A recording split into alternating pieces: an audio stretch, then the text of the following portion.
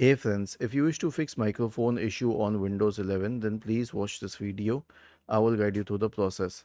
Right click on the start button and select settings from the menu. Go to the system tab on the list on the left hand side and select sound in the right pane.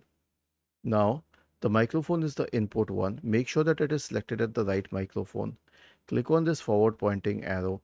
Scroll down, click on start test and check the results. If it is not good enough, then here's what you have to do.